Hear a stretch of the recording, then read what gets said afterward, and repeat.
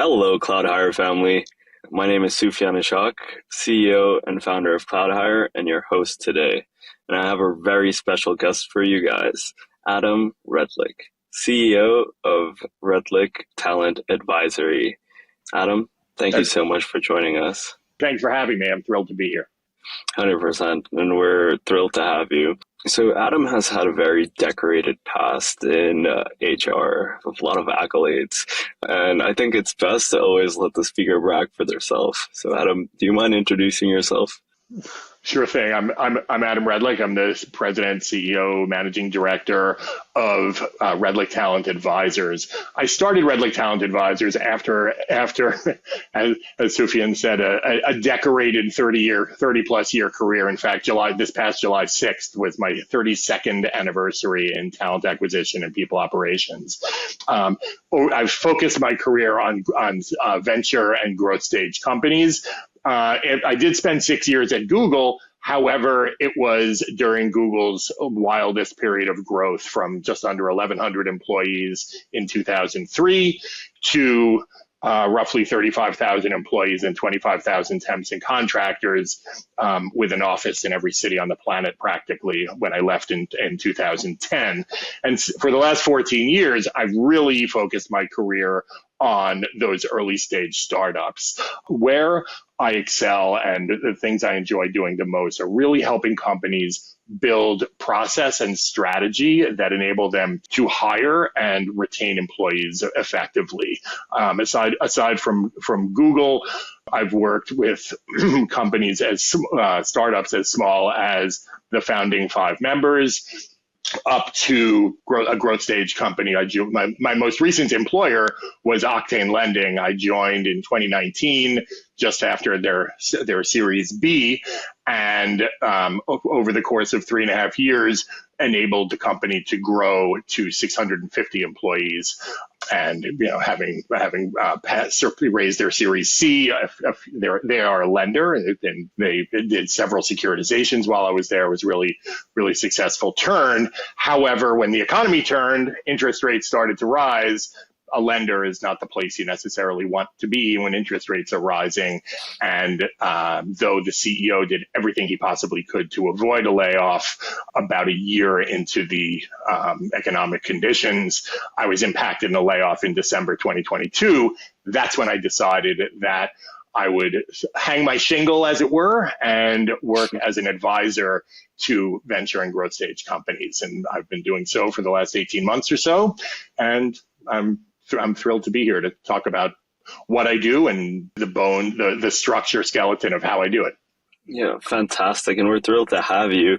Your experience with the startup world in specific is something that intrigues us because we work with a lot of Series A to Series B companies. We look for post-revenue companies to kind of enter and add our strategy consulting and remote staffing. And there's a lot that goes into those companies, a lot of setup, and it takes a really high level of commitment from the HR personnel in order to have hiring success in the startup world. And so today, I really wanted to talk to you about building a winning recruitment process for these companies. So when we talk about building a winning recruitment process in the startup world, there's so many challenges that we need to look at before we can even start hiring. Startups struggle so much with attracting top talent because they don't have that many resources. They don't have the brand to attract the resumes that they want. So what do you recommend startups do, and how do you think that they can start building their pipelines and address some of the challenges they face?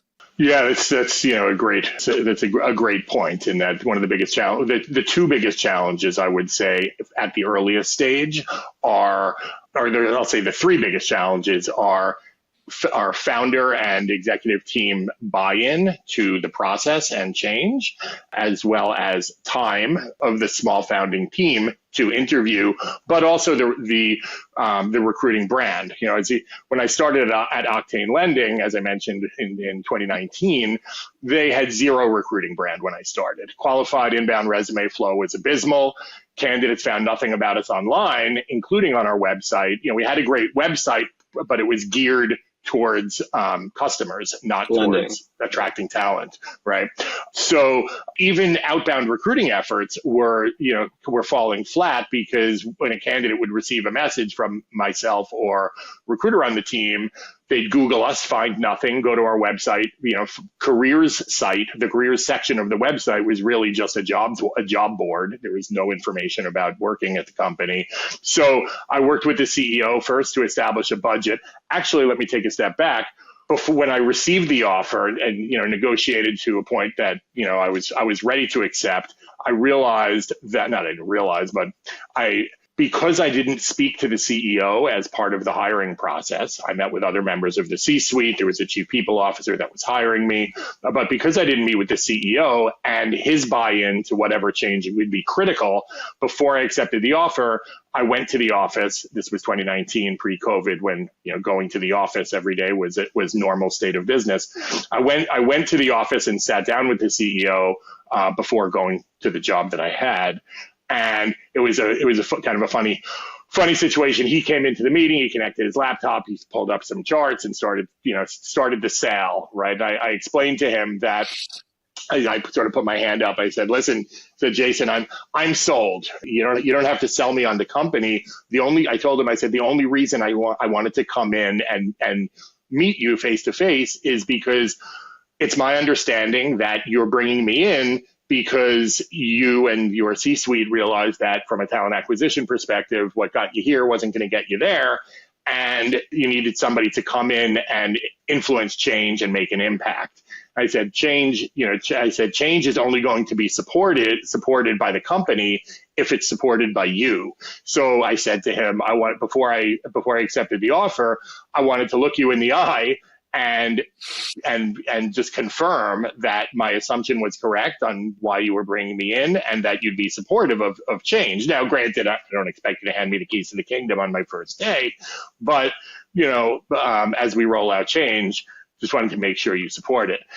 And he looked at me and smiled and said, absolutely, Adam, that's exactly the point. And that's exactly why you're here. So I said, fantastic. And I reached into my laptop case. I pulled out the offer letter and I put my hand out. I said, all right, do you have a pen? And he didn't.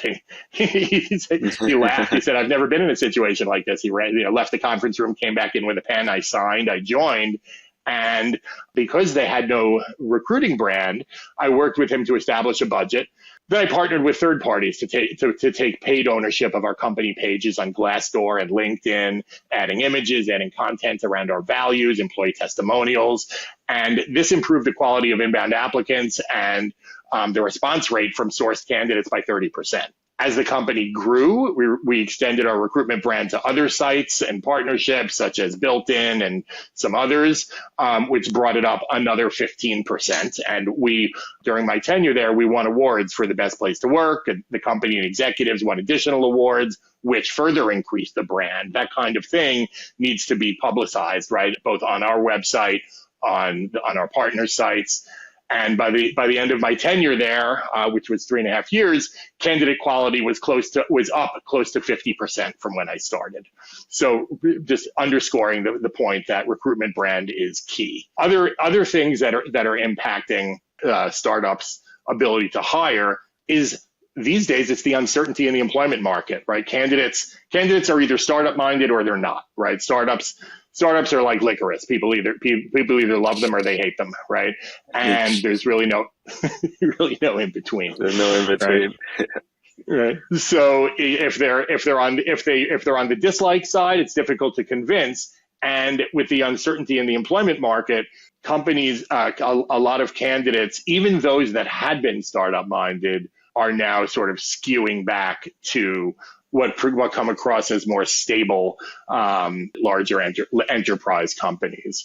So it's important to really build an employment brand, have buy-in from the executive team, and craft a hiring strategy and process that demonstrates to candidates what it's like to work at the company. Because really, the hiring process is a candidate's first view into what it's like to work there. So it's important that the process is clean, it's smooth, it's preset, and decisions are made quickly, right? It's, a company that can't decide what yes or no on a candidate sends the message, even if the message is yes, sends the message that it's difficult for us to make decisions here. And candidates, people don't, like to be decisive, and they like to work at companies that can be as well. Yeah, 100%. And to your point of branding, from a C-suite perspective, everybody understands marketing and sales. They're like, oh yeah, I need to have engagement with my posts. When people go through the post, there's like a buyer journey that they're kind of going through before they actually have a sales call. And it's the same exact thing for the recruitment cycle. People need to see your brand. They need to be able to engage with you on multiple different platforms before they build that trust to apply to you. And so you can be posting jobs everywhere, but nobody will apply, and you will never see those quality applicants until you build the brand. The solid advice. 100%. I mentioned, it's important that the company has a preset hiring process, because poorly designed processes include too many rounds, uncertainty of what's really needed, both in hard skills and competencies, the soft skills, and lack of interviewer training, interviewers asking the wrong questions, and frankly, providing a poor candidate experience. There's nothing worse for a candidate to hear for the recruiter to explain the hiring process, and then mid-process have somebody else, we think this person's okay, but they should really talk to Mary first. Well, if you needed them to talk to Mary, you should have included Mary in the process initially, because that just sends, again, the message that we struggle to make decisions around here. 100%. And that's one of the overarching Achilles heels for startups. They have problems making decisions, and it will kill you quickly. You need to know who you want to hire, and you need to know who you don't want on your team fast, and be able to 100%. Move on it. It's a hyper competitive market, and we see it pretty often in our sourcing. Oftentimes, a client will come to us and they're like, hey, I need to hire these people. And we're like, fantastic. The recruiters put in their hours. We have our sourcing ready. And then there's like a chop off delay off the cliff until they finish their client rounds, and they lose excellent talent, and they regret it every time. You got to be quick 100%. And you got to be indecisive. Yep. Time kills all deals in sales and in recruiting, right? You don't want to string a candidate along for too long, because somebody else will come along and snatch them. Good talent is hard to find, and when you find it, you need to be decisive. One of the first things that I heard on my first day at Google, my first day at Google, an early meeting on that Monday was a hiring committee meeting where the SVPs of engineering were reviewing the resumes and the feedback for candidates that hiring managers wanted to hire. And one of the SVPs, said, this person sounds like a maybe, and if they're a maybe, they're a no. Right. That means that if it's a maybe, it's a no, is that has been since that fateful day in 2003.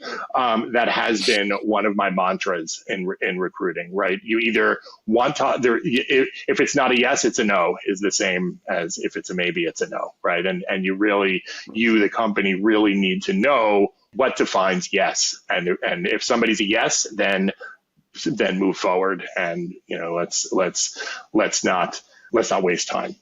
I wholeheartedly agree with you there. It's back to just being decisive, and I guess it's very binary. It's only zeros and ones here in recruitment. Right. It's a little boring, but you make excellent points.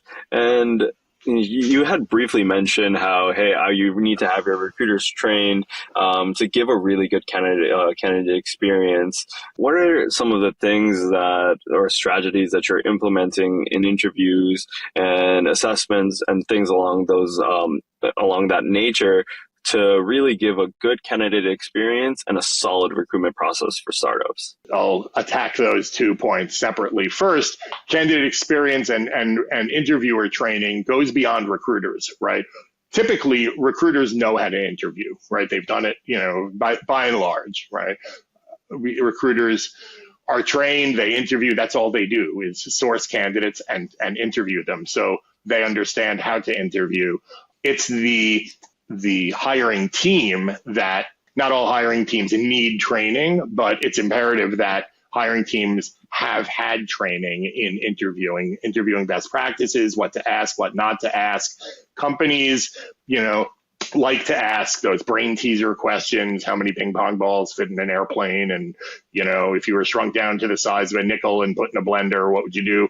There was all kinds of, Google was famous for that, right? When I got there, that was part and parcel to the Google process. And over time, after some time, they did some research and realized that answers to those questions were not a signal towards anything. All those questions served to do was help the interviewer feel smart, right? The interviewer, not the interviewee, not the candidate, Interviewee. right? And so companies need to, interviewee. Companies need to build processes in order to enable a solid candidate experience. Companies need to take the time up front to clearly define the job description, right? What's this person going to be doing? How are they going to be spending their time? What will a successful candidate have achieved after their first 6 months? What should they have built, scaled, developed, or done in prior companies that'll help them succeed here? What are the hard skills and what are the soft skills that are needed? I've put in place at various companies what's called a success profile. And the success profile is essentially a 4-quadrant grid that outlines the knowledge, experience, competencies, and personal attributes, those 4 quadrants, that the successful candidate will possess and that an individual will demonstrate in the role to show that they were a successful hire. It's important to say that the success profile is not a must check all boxes laundry list of everything somebody needs to have seen, touched, worked on, or accomplished over the course of their career, but the scorecard should go deeper than the requirement bullets on the job description. Once the scorecard is developed, then a strong hiring process will map questions to each of the competencies in the scorecard, or each of the elements of the scorecard, whether it's experience or personal attributes or competencies or knowledge. It'll map specific questions to those competencies. And then the interview should be structured in a way, the way I like to structure interviews is to have a candidate speak to 4 people, one person covering each of the 4 quadrants of the success profile, one person on knowledge, one person on personal attributes, etc. That way, this candidate isn't having the same conversation 4 times, because we've all been in interviews where, you sit down with one person, they ask you a litany of questions, the second person asks the same, and it's like, well, I actually pulled myself out of a process after 4 people. I had 5 rounds. 4 people asked me, let me back up, 80% of the questions that the 4 people asked were the same. And after those 4, there was a brief pause. Then the CEO came in all excited to tell me how great I was doing and that they were excited to move forward. And I said, thanks, but this isn't the place for me, right? Frankly, I spent essentially 4 hours answering the same question. And if the process was structured effectively, I wouldn't have minded if all 4 of those people sat in a room and asked me the questions once. A panel interview, I'm not opposed to a panel interview. It would have saved me 3 hours. And my time is just as valuable as theirs, just as yours as a candidate is just as valuable as any company you're interviewing with. And companies need to be mindful of that. So those are elements of a strong process, right? Structure that minimizes both distractions, repetitive questions that prove nothing, like those brain teasers I mentioned, along with the understanding of what to ask and what not to ask. Right. I've been in interviews where people ask me questions that the labor board or what have you, would deem illegal. Right. Don't that you shouldn't ask questions about certain protected traits. But unless they're trained, interviewers don't know this, especially at startups where founders are young, sometimes inexperienced, and eager to hire, and just like to ask whatever they feel. And if they haven't had training to know what not to ask, they're going to slip and ask questions they shouldn't. And you never know who's going to be litigious these days. Yeah, you want to avoid those lawsuits at every cost. 100%. Solid advice. And I really agree with you on having a strong process on ranking the candidates that you're interviewing. Oftentimes people hop on these calls or hop on these interviews, they're just listening and they're like going with their emotions and feelings. And it's absolutely ridiculous to me that this is still the state of how people are hiring at a startup. You need to have a really defined process, metrics that are driving your decisions, because emotions are sometimes biased and you can't use 100%. them to grow your company. You got to avoid these things. Yeah. And I love that 100. you talk about it. Yeah, I think as part of the interview training that a company, that interviewers should complete, is a section on bias training, whether unconscious bias or conscious bias, right? There's various biases. For example, affinity bias. People like themselves, right? And they're going to look for somebody who comes, say, from an Ivy League school, might be biased towards, if this person went to an Ivy League school, they must be smart, therefore they're going to succeed here.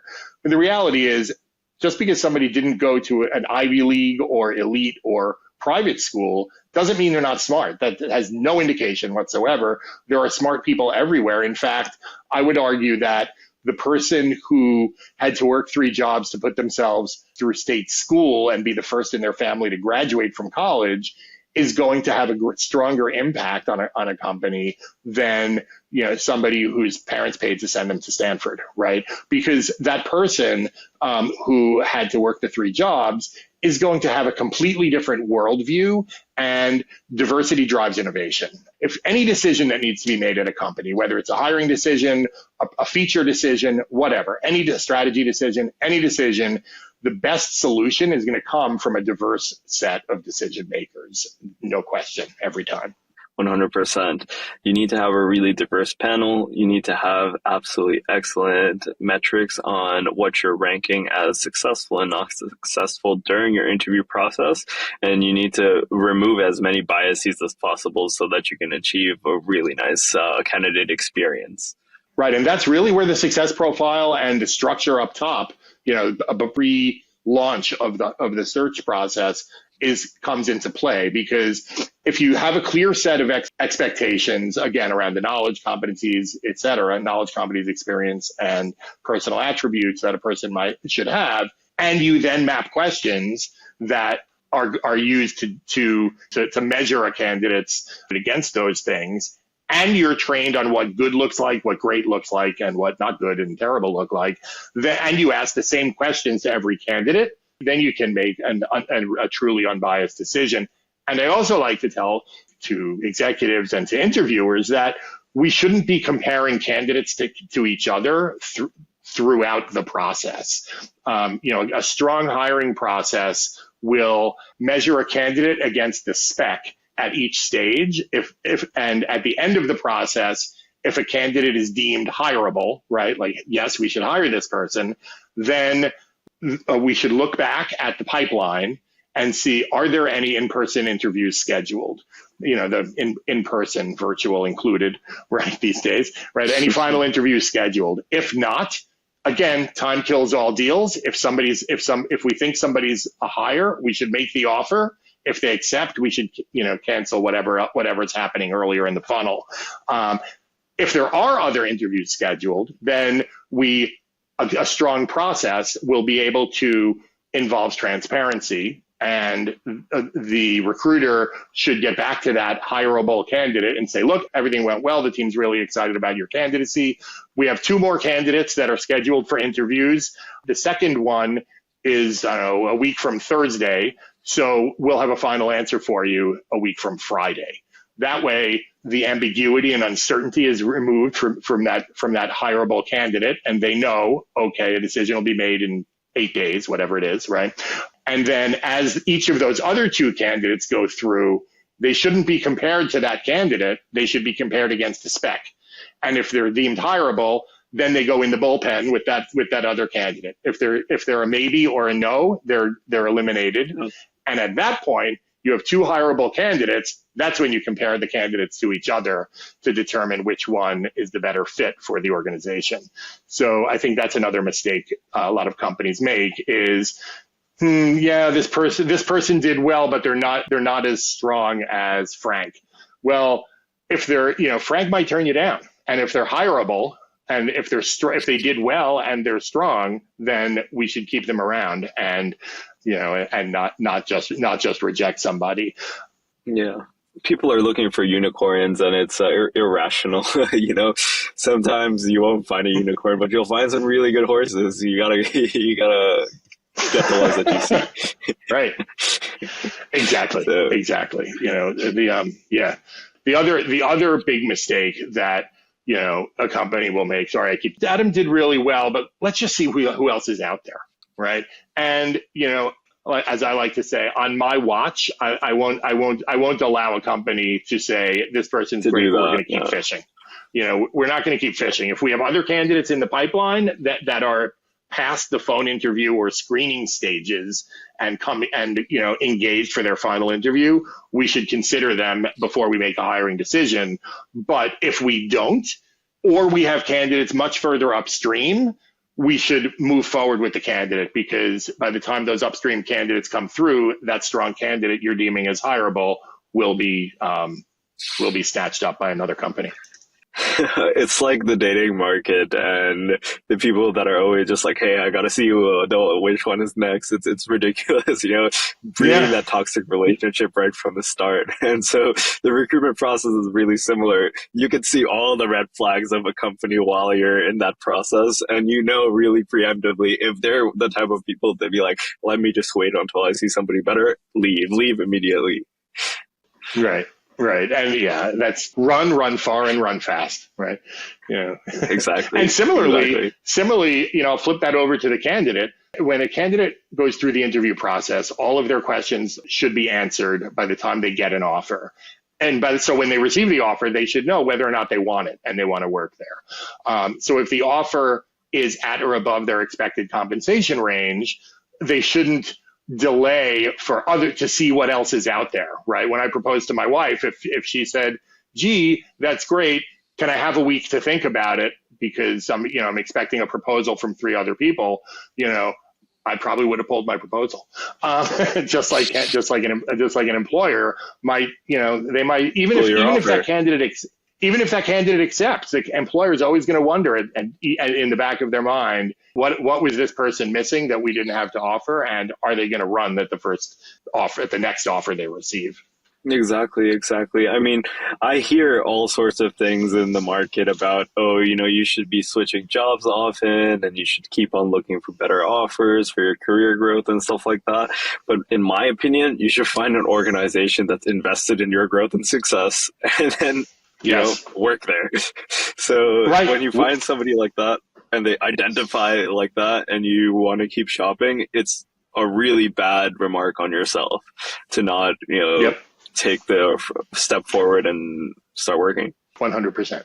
Fantastic. So we've discussed quite a bit about process at recruitment, for recruitment at startups, but we're transitioning into this new era, I suppose, post-COVID era, where everybody's remote and we're using AI in absolutely everything that we do. So that goes to say, of course, the recruitment process as well. So as somebody that's been doing this for a long time, what changes have you noticed, and how are you implementing all of these new, they're not fads, I guess, developments in our market in your current processes? So yeah, I think I'm a big, call me old school. Don't call me old, but call me old school. I'm a big believer in the human connection, and that's not to say there's no place for AI, because there absolutely is. Where I think AI can be most impactful is on the profile identification piece. A, B, helping to craft a message, not crafting and sending automatically, but helping to craft a message, an outreach message to a candidate. And with the development of interview questions that map to the competencies that are defined, right? And with some scheduling automation that too. But by and large, I think those are really the only areas. I've used technology, various AI technology, to help me identify candidates. LinkedIn is not the answer. One of my standard interview questions when recruiting recruiters has always been, if the internet went away tomorrow, how would you find your candidates? And so many candidates, have this look on their face like they'd crawl under their bed and hide, and wait for Judgment Day, because it's clearly upon us if the internet went away, right? But funny answer that I got from that question at Google one time was a candidate. I asked him, if the internet went away tomorrow, how would you find your candidates? And he thought for a minute, and he said, well, if the internet went away tomorrow, Google would be out of business, so I'd be out of a job, and it wouldn't matter anyway. And I was like, okay, thanks for coming in. Pleasure meeting you. But I think AI. So my point is, LinkedIn is not the answer, and is not the only answer. It's a source, and there are AI tools that help source beyond the internet for those that don't have the training or the understanding of what, where, and how. Right. So those AI tools for source for candidate identification are great. AI tools that help craft an outreach message are helpful, right? I've used a couple, and none of the outreach messages that these AI tools have crafted are ready to go to print right away, right? Every one of them needs some tweaking, because there's always something that it either got wrong, or it's exaggerating about, or maybe it pulled a wrong highlight from the company's website to emphasize. So you can't just set it and forget it and let the robots find candidates, reach out to them, schedule the interviews, conduct the interviews, and give you a short slate of, here are the 5 finalists. That's the wrong way to go. The right way to go is to use the technology to find candidates, use the technology to help you craft your message, send the messages, screen them, and interview them, in person, without AI chatbots, without a lot of filtering questions. Most companies these days have application questions on their application, which when I'm at companies that have them, I can guarantee that a robot isn't reviewing the answers. And so it's important that candidates complete those questions, because a lot of companies will reject candidates. If a candidate doesn't take time to complete the application, that's a signal of lack of interest, and somebody that's doing, what I call machine gun hiring, and just sending an application. I'm a data scientist. I have 10 years of experience, and I'm gonna set my own AI agent to find every job that for a data scientist with 10 plus requiring 10 plus years, and just send an application. And those tools can't answer those application questions. And when those application questions are either left blank, or my favorite answer is when somebody puts in a not applicable. Yes, it's applicable. I asked you for it. I asked you a question. Therefore it's applicable to your candidacy. So when candidates don't answer them, or when candidates leave them blank or put in an NA, they're just rejected outright. Because if they're not going to take the time to complete our application, why should we take the time to consider their resume? Yeah, I agree with you. And it's really interesting, the points that you were making, that AI is best used for sourcing and screening, because it really speaks testament to what CloudHire has been doing for the last 4 years, 5 years now. We've invested heavily into AI specifically for sourcing and screening, because we very much believe in the human process of building relationships before you hire somebody, because, you're working for an organization.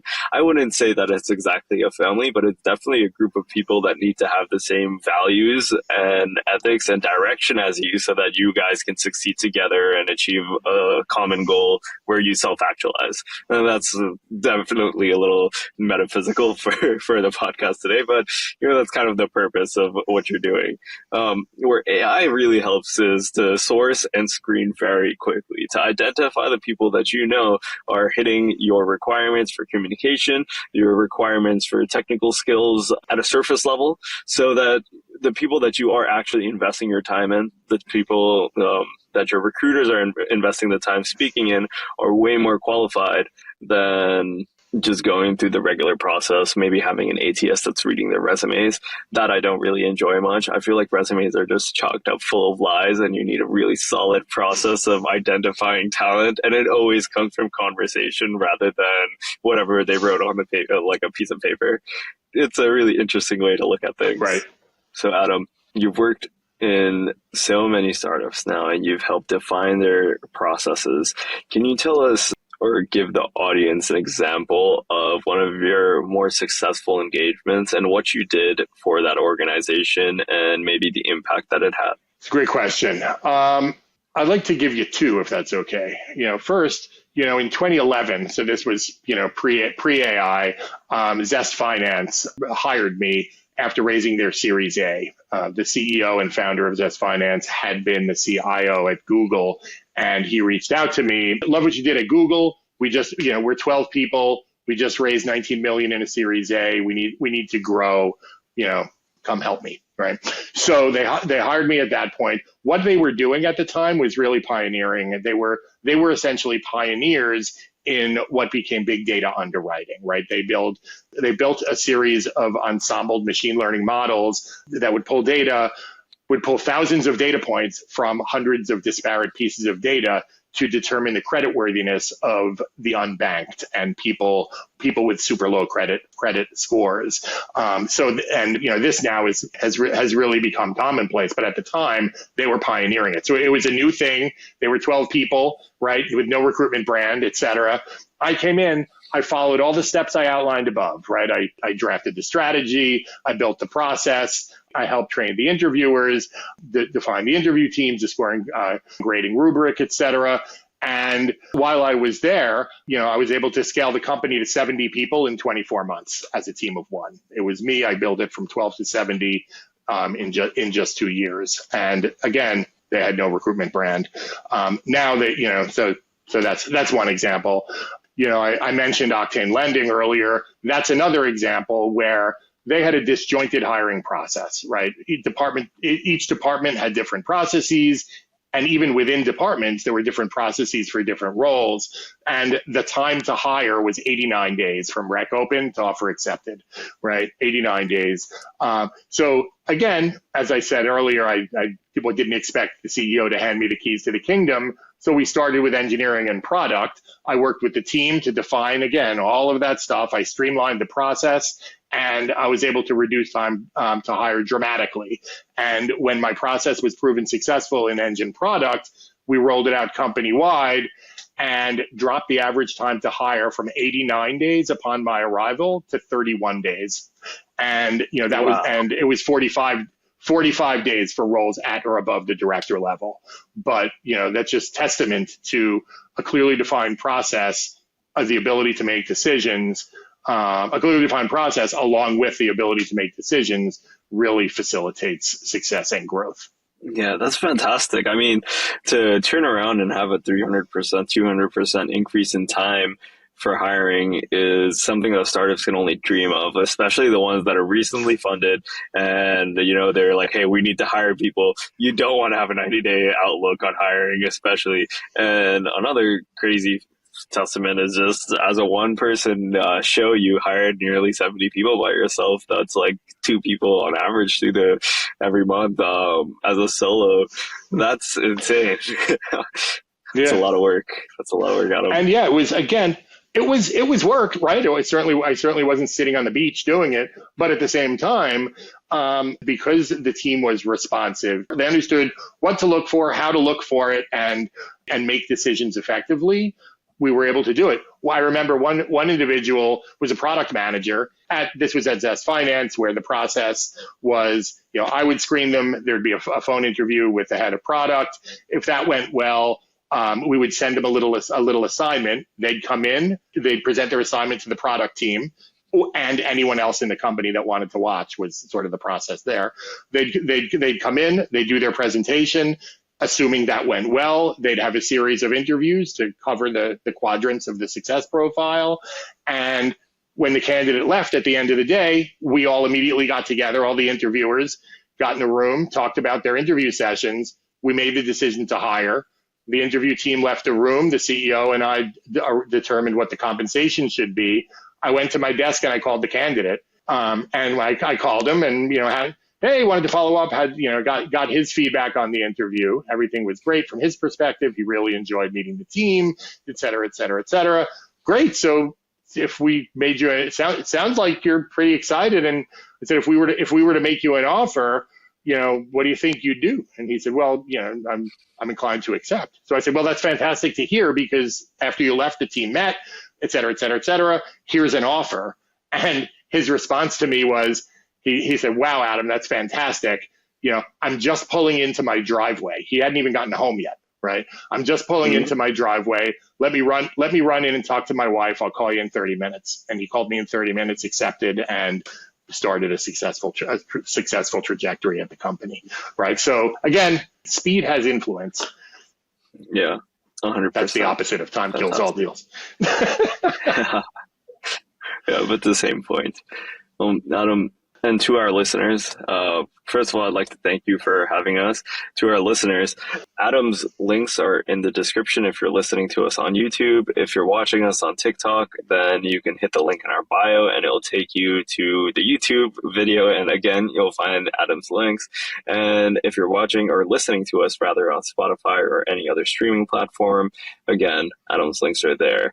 You can go talk to his company, especially if you're hiring, especially if you're a startup with no process.